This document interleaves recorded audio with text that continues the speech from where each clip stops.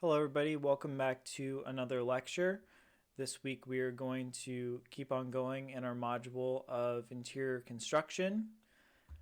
So here we are, interior construction part 2. Your reading for this week is going to be chapter 6 in the Bengali book. And also, again, if you did not read the interior construction reading from the other book last week, go ahead and read that or review it, because there's a lot of content that I have pulled from that reading for this week's notes.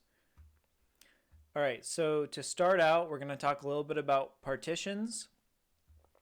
So when we're dealing with partitions, the most common material that you're going to run into on an interior partition is going to be gypsum wallboard. All right, so gypsum wallboard is an interior partition material that is composed of gypsum, which is sandwiched between layers of heavy paper. It's commonly referred to as drywall. That's what most of you probably know it as. And it's the most common material for constructing partitions in both residential and commercial spaces. It has a lot of advantages. So, for one, it has a low install cost. It's also quick and easy to install.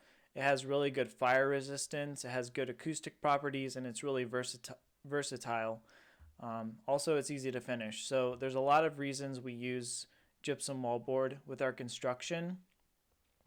In terms of versatility, it can be used for walls and ceilings. So you'll often see it used in both places. I'm sure all of your houses are probably gypsum walls and ceilings. Unless it's an older house, then it might be lath and plaster, but that's something else we're going to talk about a little bit here too. So gypsum wallboard comes in 4-foot wide sheets, and the lengths can vary. So you can get them in 8 feet, 10 feet, 12 feet, or 14 feet. And they also vary in thickness as well. So the common thicknesses are a 1/4 inch, 1/2 inch, and 5/8 of an inch. 5/8 of an inch is more common in commercial construction. When you get to residential construction, usually it's a 1/4 or 1/2 inch. I would say a 1/4 inch usually isn't used too much. Mostly it's a 1/2 an inch. Maybe you would sandwich a 1/4 of an inch over top of a 1/2 an inch, but very rarely, I think, would you use a 1/4 inch by itself just because it's so thin. For certain fire rating requirements, you may have to sandwich multiple sheets together, because that will give you your required thickness that's specified by code, or your required thermal or fire resistance rating. But you can also get 3/4 of an inch thick sheets that will carry the same fire rating in a single sheet. So that's going to allow you to just use one sheet instead of sandwiching multiple together. Multiple layer applications may also be incorporated when acoustical control is a primary concern. So if you have a space where you're trying to prevent sound transmission between two rooms, you may opt for multi-layer wall construction when it comes to the gypsum wallboard, or you may opt to get a thicker gypsum wallboard instead of using multiple layers, because it's going to help block that sound transmission. So to install gypsum wallboard, first what they do is they take the boards and then they place them directly over top of the studs, and then they fasten them to the studs using special drywall screws.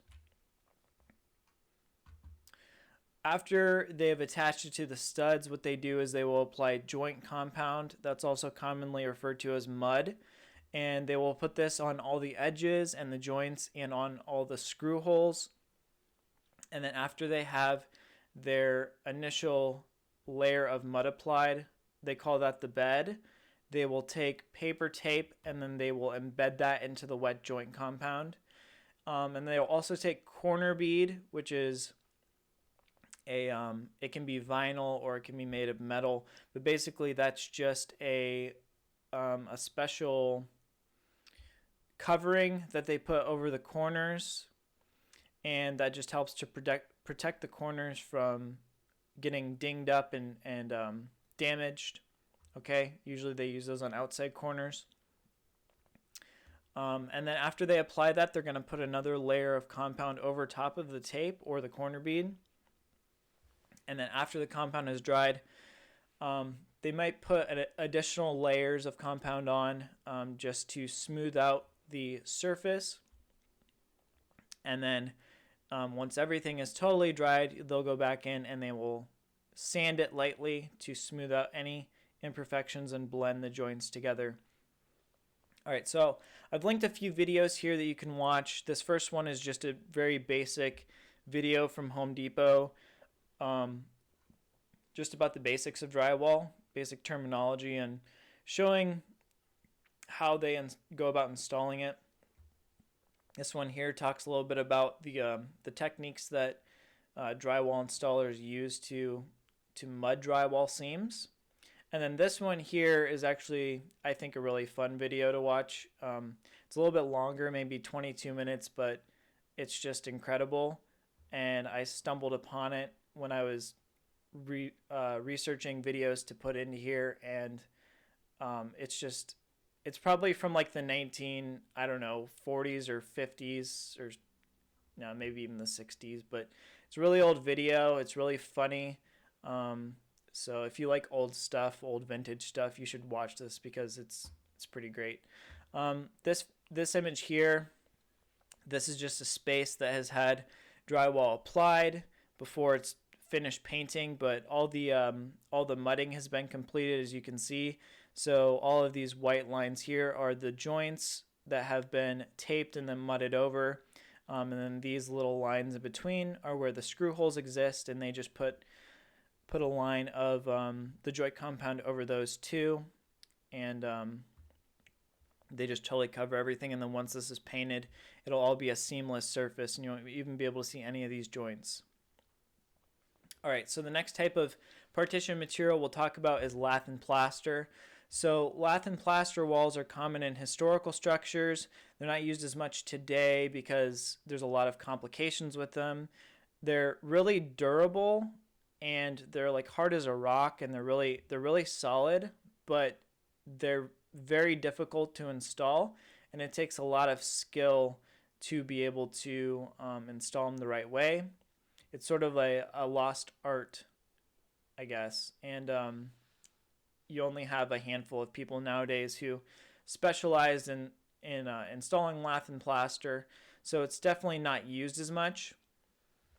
Plaster is a finished material that's made of various types of cementing compounds, fine aggregates, and water, and it's applied in multiple layers to achieve a smooth finished surface.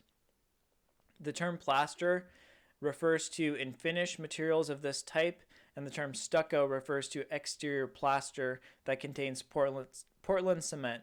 So you probably heard the term stucco before. Don't confuse the two, plaster and stucco. Or when you hear plaster, that's going to be talking about an interior, interior material. When you hear stucco, that's something that's applied to the exterior faces of buildings. They're similar, but they're really different in their application and purpose. Plaster is applied over top of a base material that's called lath. The lath can be made of metal, wood, or gypsum, and it's nailed to the wall studs, and then the plaster is applied over top of it. And the lath can come in the form of mesh sheets or individual strips. All right, so if you look at this little diagram here, this is a sort of example of what a typical lath and plaster wall construction looks like. So if you live in an old house, your walls are probably going to be made of this, depending on how old it is. This is how the walls in my house are constructed. What they do is they have a series of these lath strips, and these are just wooden strips, and they take them and they apply them horizontally to the studs, and then they nail them in place over top of the studs. And once they have that entire series of lath strips put in place, they will go in and they will do multiple coats of plaster over top of it.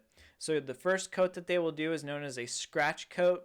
It's basically just a rough coat that they put on, and then they scratch it up with a special tool, and the scratches allow the subsequent subsequent coats to adhere better. So then after the scratch coat, they put on the second coat, which is known as the brown coat. And then once that dries, they put on the white coat or the finish coat, and that's the smooth face that you actually end up seeing in painting or putting wallpaper over.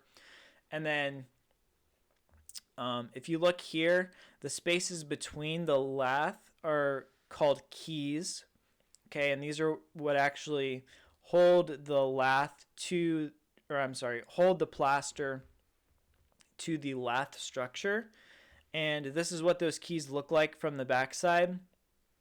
So as they go in and they do that initial scratch coat, they're basically pushing the plaster through the gaps in the lath, and then it will dry, and basically that's what gives it that nice firm hold on the lath structure, and those are called the keys. If these break off for any reason, the lath will become loose and it'll start to fall away, or I'm sorry, the plaster will become loose and it'll start to fall away from the lath, and then it'll just sort of start to crumble. When I moved into my house, when we first bought it and started working on it, we had a bunch of walls downstairs where they were sort of in bad shape because that exact thing happened. Just over time, these keys got loose, and then the wall just sort of started to crumble in places, and we ended up having to take a few of the walls and actually tear down the lath and plaster and just put drywall over top of where it was. Okay. This is an example of a lath and plaster wall that's installed over top of steel studs using a mesh lath. All right, so the last example was a wooden lath that just had a series of wooden strips nailed to the studs. This one is a mesh lath, but it's really similar. It's basically just, the lath gets applied just like the wood one does, and then you do the 3-coat layer over top of that. So you have the scratch coat, and then the brown coat, and then the finish coat. Lath and plaster is not used much today due to the complexity involved with installing it. However, it is still used where curved shapes or hard abrasion resistant surfaces are needed.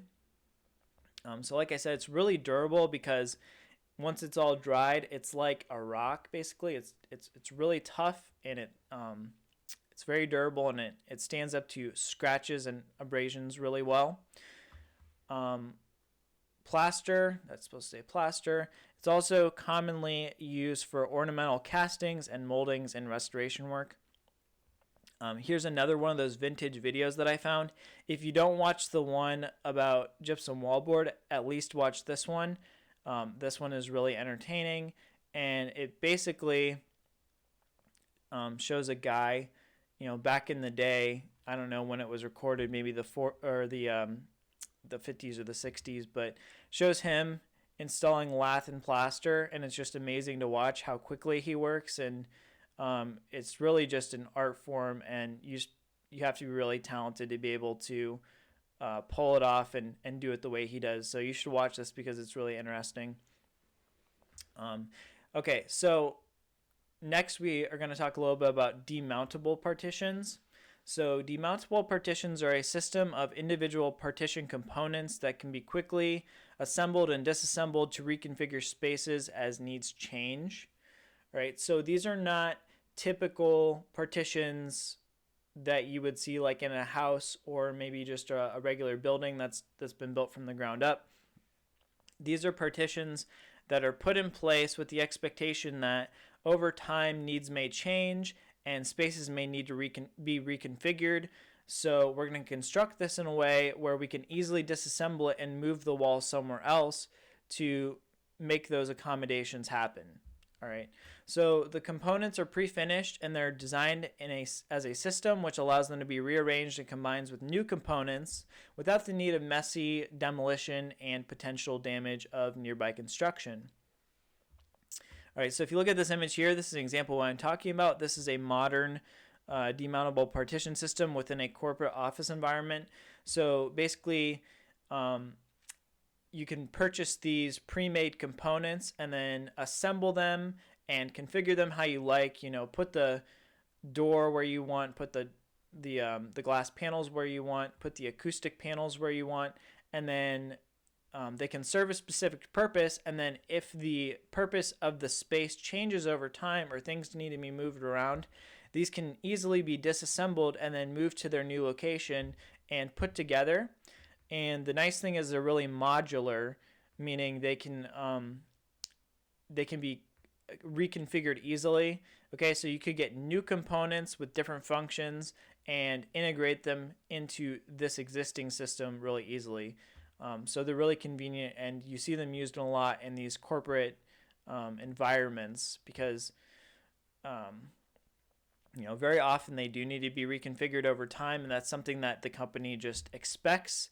So they're able to save money in the long run by investing in a system like this, so that later on down the road they don't need to go through all that effort of demoing things and making a big mess, and it reduces a lot of the labor costs. All right, so that's exactly what this is saying right here. There's going to be a more expensive upfront cost than traditional partitions, but they have a lower life cycle cost because the materials and labor savings associated with them when plans change. All right, so there's going to be less labor involved, less material waste involved. So in the long run, they are going to be more valuable to a corporation than traditional partitions. So there are two different types of demountable partition systems. There's a progressive system and there's a non-progressive system. Progressive systems have components that are placed in a series and are independent, or they're dependent on one another. So for instance, the second panel cannot be installed before the first panel, and the third panel cannot be installed before the second panel, and so on and so forth. And disassembly of these requires removing the components in the reverse order from what they were installed. Okay, so you gotta work backwards in a linear fashion to disassemble it. A non-progressive system, this is where components are independent of one another and they can be removed or replaced individually. All right. Okay, so next we're going to move into windows and doors, and this is what the rest of the lecture is going to talk about. For these next couple sections, I didn't go as in detail as the readings, obviously. I try to fit in the main points, but there's just so much when it comes to windows and doors. So make sure you read the textbook and the other reading really carefully and make sure that you understand it, because we would be here all day if I was trying to talk about every single thing that they discuss in there. But hopefully I got most of the highlights, and this will help to clarify some of the concepts that are covered in the readings. All right, so fenestration, this is a term that refers to the arrangement of windows and doors within a building. Fenestration influences a building's heat gain and loss, as well as infiltration and ventilation. It also provides a building's interior with natural light. All right, so here's some window terminology for you. All right, so what we are looking at here, this frame that's going around this top panel, this top window panel, that is our frame of the sash. Okay, so then the actual glass within the window, that is known as the glazing. These vertical lines that are separating these individual panes of glass, these are known as the mullions, and you should be familiar with these. Okay, I know we talked about mullions in the digital application one course when we did curtain systems. Same sort of thing here. Next we have muntins, and muntins are basically the horizontal mullions within the system. Next we have the window frame, so that's the entire thing that actually goes around the window on the interior or exterior. This is also known as the casing. Okay, so the trim, I guess you could refer to it as the casing as well. And then this is the sill. So we have a sill on the interior and a sill on the exterior. All right, and then we have a bunch of different types of windows as well. So windows can be categorized in one of two categories: operable or fixed. Operable windows have moving parts and they can be opened or shut, and fixed windows cannot be opened. All right. So the first type of window that we have here is a transom. Transoms are small windows above doors or other windows. So if you look at this picture here, the transom window is this window right here that is over top of the door, this long linear window. We also have clerestory windows, and these are a row of windows that are well above eye level. So usually these run along a roof line sort of at the top of the space. So you can see we kind of have this ribbon of windows that are running atop the or across the top here of this space, and they just allow the light to come in and get a deep penetration into the interior space. Next, we have roof monitors. So roof monitors are windows that extend above a roof. Okay, and again, these allow light to penetrate into more so into the space in a deeper way. So if you look at the image here, the monitor is this section right here on the top, and then here's a little diagram from the book that shows one from a section. So you can see we get our rays of sunlight coming in, and then they come into the monitor and they can fill the interior space with light. Next is a single hung window. So single hung windows only have only the bottom sash moves. It may also tilt for cleaning. So the sash is this entire panel. Just think of it as the panel of windows. We have a bottom sash and a top sash, and only the bottom sash is movable in a single hung window. A double hung window, this is probably one of the most common window types for just a house in general. These have two sashes that travel vertically in separate tracks or grooves, and you can see that both of the sashes, they're tiltable and they move, and you can clean them, but basically these slide past each other. Next is a casement window, and these have side hinges that usually swing outward. So you can see here we have two separate sashes, and they're hinged on the sides, and they will open to the outside. Okay, you basically usually have like a little crank that you turn on the interior, and as you crank it, it will pivot more and more toward the outside. Here's a hopper window. So these are windows that have a hinge at the bottom.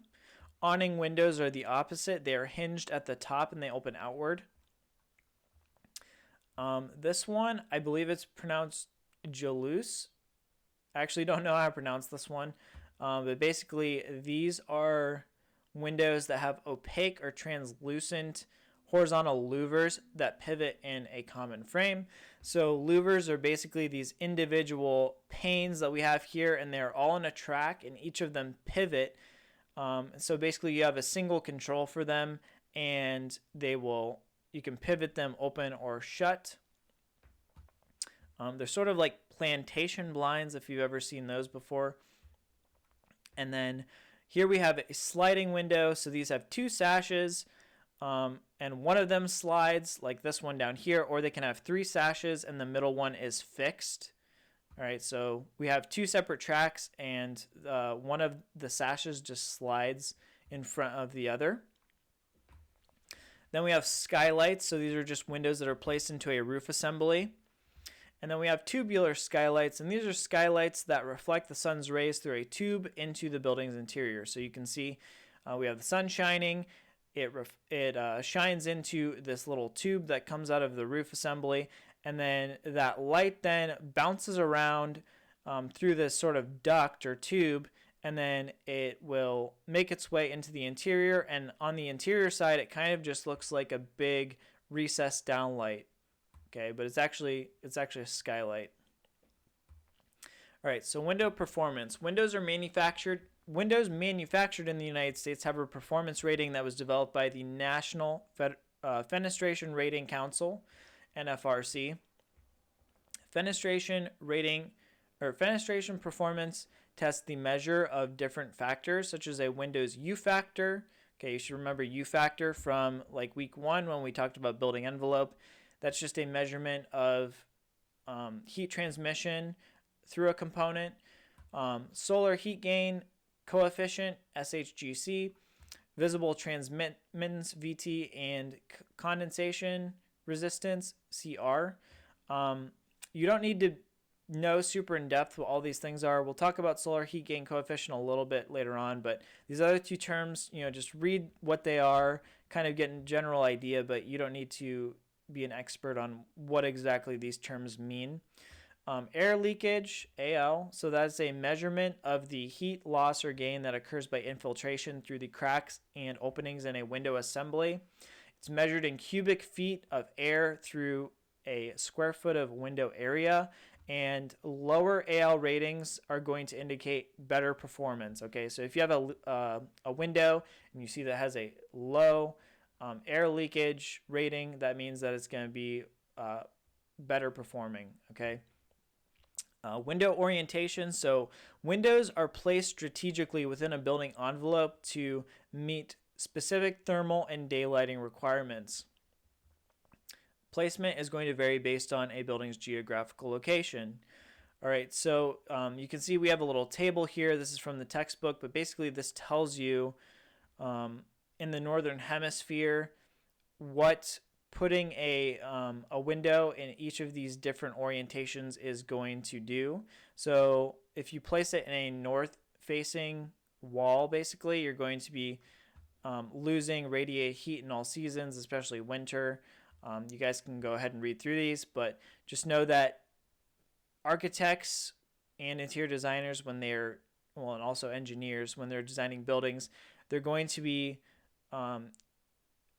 thoughtful about their placement of fenestration and windows within the building envelope based on the needs of the building. So if they're trying to have a good passive heating solution for the interior, they might have more windows on the exterior building envelope, and also their position, the direction that they're facing is going to vary. So if they need more sunlight, they're going to look at the face that gets the most sunlight exposure during the day, and then they're going to focus more of the more fenestration in that area. And then, the opposite is true as well. So if they are wanting to prevent heat loss, they're going to put less fenestration usually in the areas that are more subject to losing heat. Okay. So windows or high windows are going to allow diffuse light to penetrate deep into a space, and they're preferred for horizontal tasks. And then low windows are going to provide a good distribution of ground reflected light, and they're best for vertical tasks. So that's another thing to think about. It's not just the position of the window, but it's also the type of window that they're putting in. And depending on the function of the space, they may opt to put windows higher up, or they might put them lower. And that just depends on the type of task that the person within the space is going to be performing. All right, because each of these different window types has a different sort of strength, I guess, in terms of lighting. Okay, glazing. This is a term that refers to the sheets or panes of glass that are within a window. Single panes of glass do not resist heat flow very well. Multiple layers of glazing are typically used in window assemblies to achieve higher R values. Okay, so again, we hear that term R value coming back from week 1. Just like in walls, air spaces are used between the layers of glazing to increase thermal resistance. So if you look at this image that we have down here, we can see that we have heat transferring from warmer to the cooler environment. And to prevent that heat transmission, what modern windows have is multiple layers of glass. This could be 2 or 3 layers thick, And these layers of glass have open air spaces between them. And if you remember what we talked about a few weeks ago when we were looking at wall assemblies, air spaces are used as insulation. So if you just have a dead airspace between two layers of something, that's going to act as a natural insulator. So that's essentially what they do with windows to make them more energy efficient. They're going to double up on the panes of glass that they have, and then they're going to put air spaces between them to reduce the thermal transmission of the window assembly. Okay. So glazing materials, I just threw this in here. Basically, we have a bunch of different types, but this is just straight from the textbook. You know, we have regular window glass. You also have tinted window glasses and heat absorption glasses. You have shatter resistant glasses. So these are like safety glasses, plastic.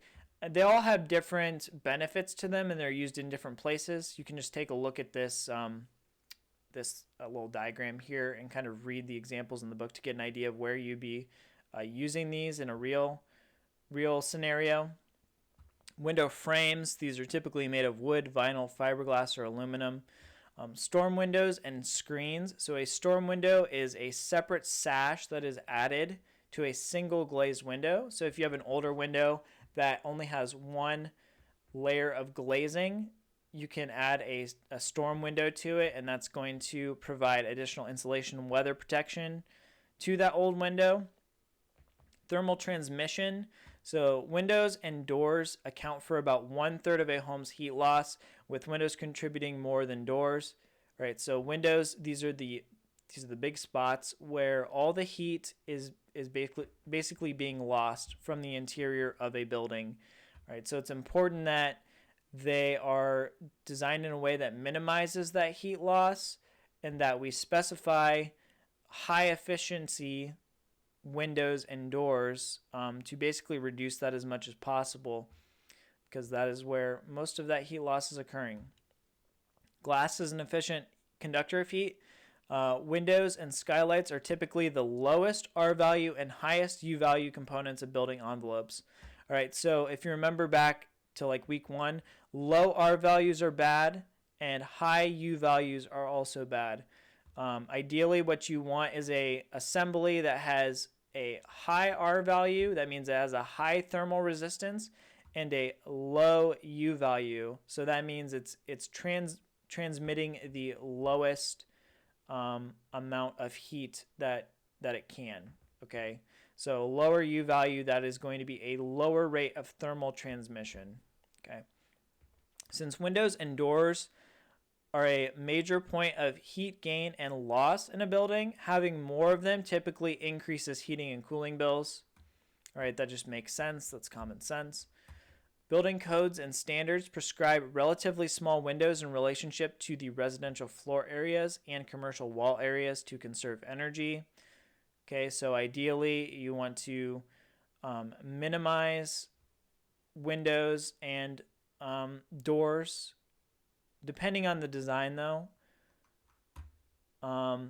So solar heat gains, energy efficient windows and doors can lower heating bills in the winter due to the solar heat that they bring into the building's interior.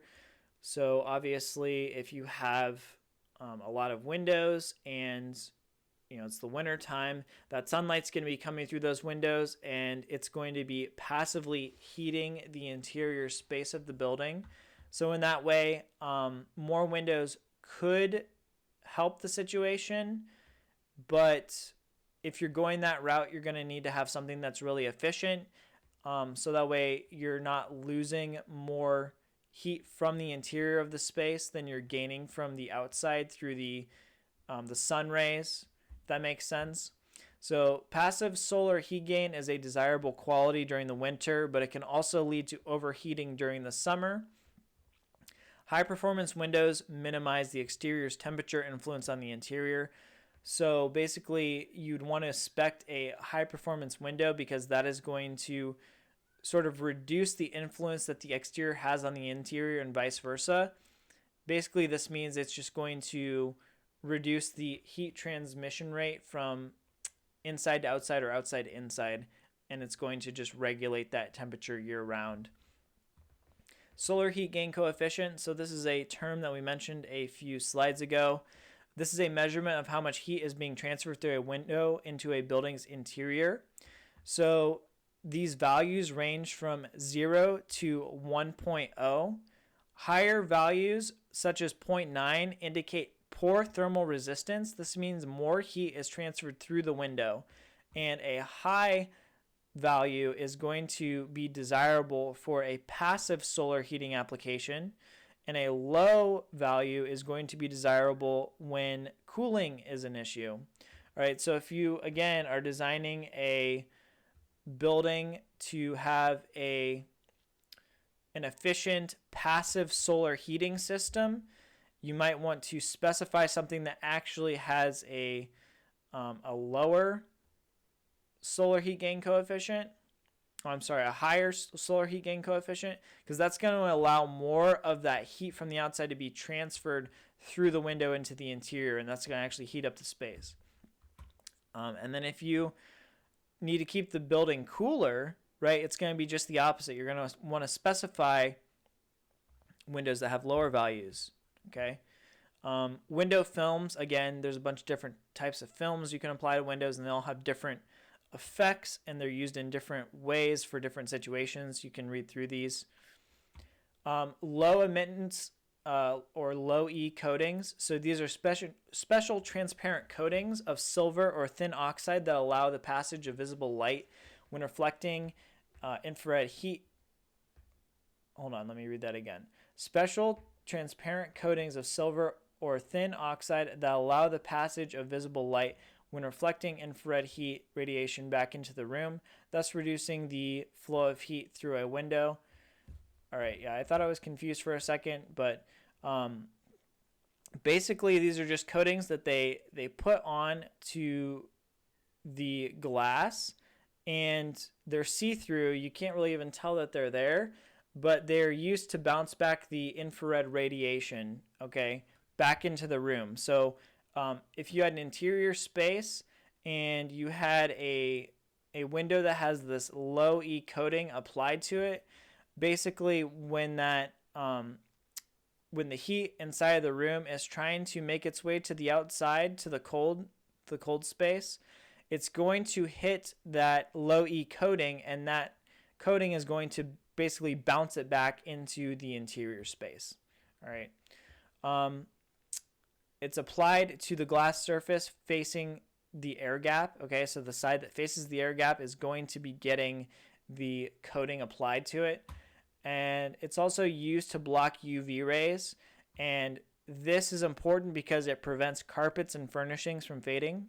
So if you've ever had a couch or something like this picture down here right in front of a window, and it's there for a long time, if that window it doesn't have a special low E coating applied to it, over time it's going to fade out whatever material is inside the interior. So if it's the backside of that couch, or if there's like a rug or something or a blanket, over time the UV light's going to come in and it's going to fade it. So again, these coatings block those rays and prevent that from happening. All right, shading. So shading devices block the sun's rays from entering a building and heating the interior. Proper shading can cut a building's cooling load in half. Okay, so they're really important because just these shading devices really cut down the need for the building, the building systems, like the HVAC system, to have to do a lot of work to regulate the building's temperature. So if you just incorporate some basic shades like interior shades or exterior shading devices, it's really going to make the building a lot more efficient. Okay. Proper shading can cut a building's cooling loads in half. That's what I just said. They can also be used to increase the occupant privacy. Obviously, if you have interior shades and you pull them down, people cannot see inside from the outside. Light shelves.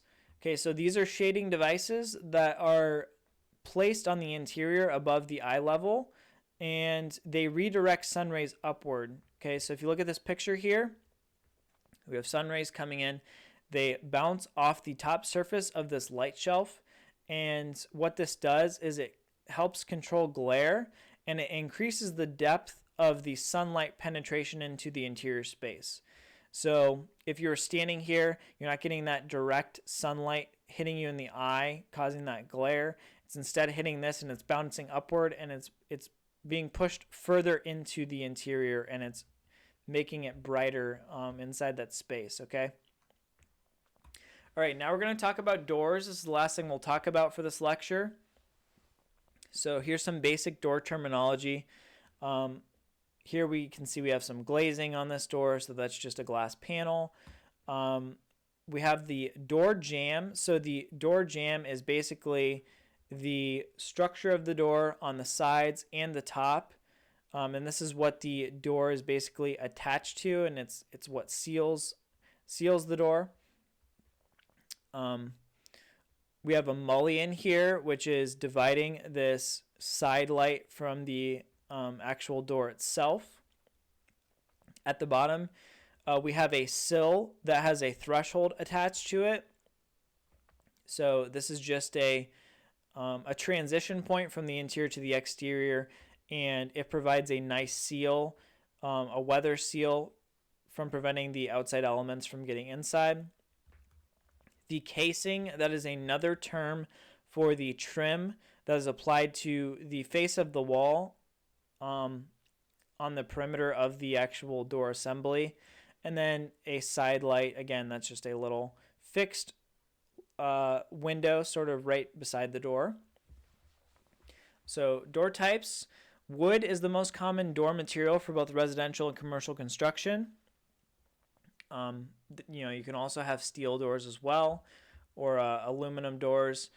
Doors are classified by their method of operation, or how they open and close. All right, so we have swinging doors. These are doors that are attached to its frame with hinges, and they pivot open and shut. So here's what a swinging door looks like in plan. This is just a typical standard door, and it's attached at the edge by hinges, and then just swings open and shut. Pocket sliding doors. These are doors that are hung from a top track and slide into a wall. They're typically used where space is limited. All right, so here we can see what that looks like in plan. It just slides all the way into the actual cavity of the wall. And here's what that looks like in an actual space. Bypass sliding doors. So these are two doors that are hung from a top track, and they slide past each other. They only allow half of a doorway to be accessible at a time. So usually they're used for closets, and you can see in this example we have a closet, and then we have these two door panels. So if you wanted to get to this side, you would basically slide this one to the left behind the other one. And then if you want to access the other side, you would slide this one to the left, and then also this one to the right, and then also this one to the right, and you'd have access to this side. But there's always going to be half of the doorway covered at one time with a bypass sliding door. Bifold doors. These are doors with multiple panels that collapse, and these are also typically used for closets. So as you can see with bifold doors, they sort of fold on top of themselves as you open them, and these allow you to access the entire space, unlike a bypass sliding door. We can only access half of it. Accordion doors. So these are similar to bifolding doors, except they have more panels and usually are used to divide spaces. So you can see here's an accordion door, and this is dividing one entire room from another. Okay. And then we have revolving doors. These are doors that spin on a central axis, often used as entry doors for commercial buildings. All right, so we just have the central axis here, and then these four doors just pivot around that axis, and then the person gets into it, and then they push, and then they exit when they get to the interior. All right, then we have flush wood doors.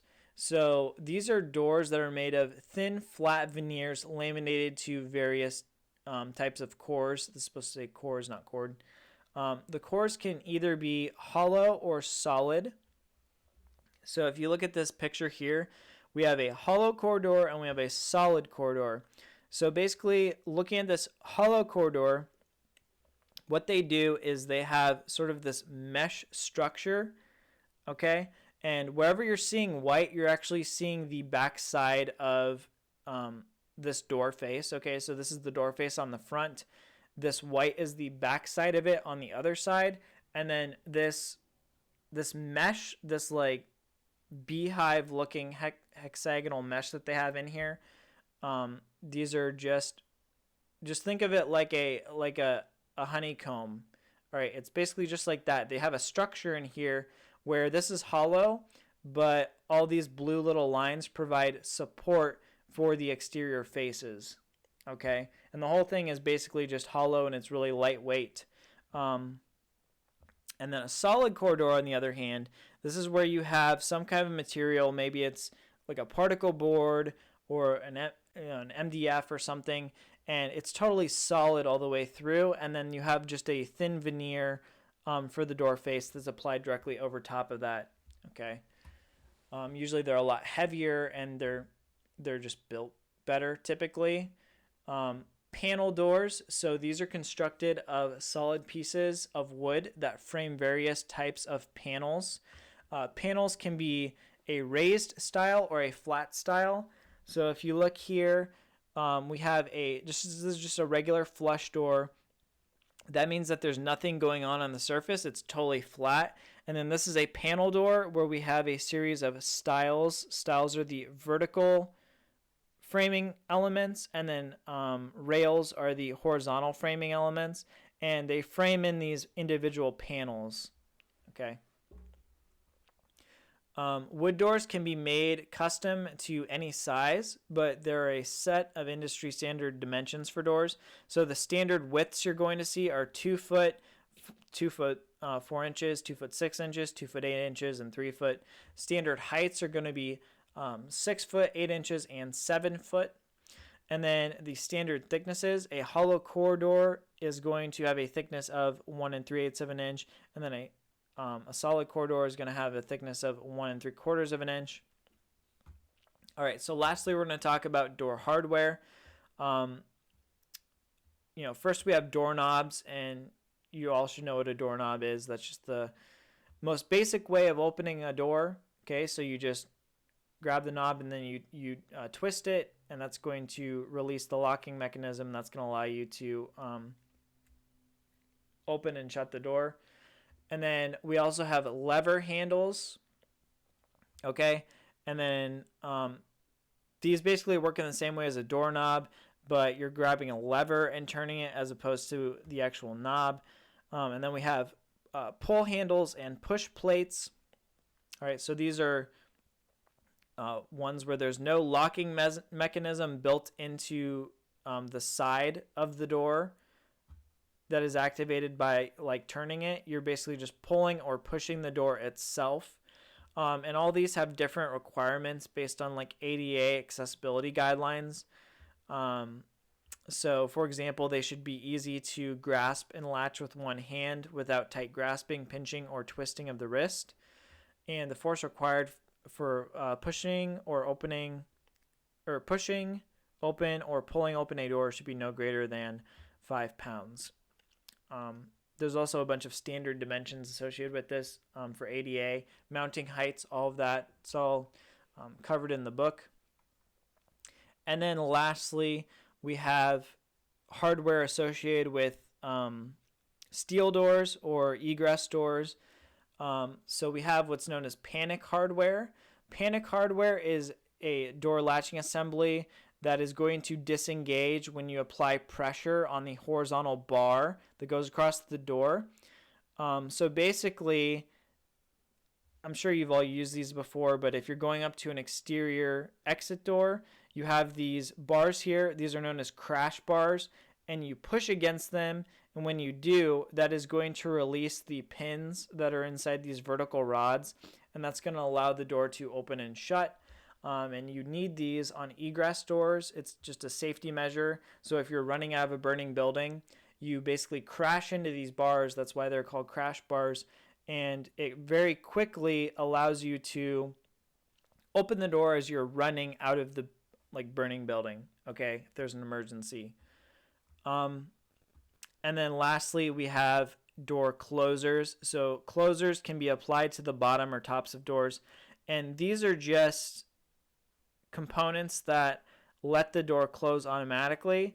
So whenever you open the door, you can walk away from it, and then the closer up here is going to automatically pull the door shut. All right, so that is it for this week's lecture. Go ahead and read through the textbook chapter and also the interior construction reading from the other book that I have posted, and make sure you understand it all. And if you have any questions, please feel free to reach out to me and ask.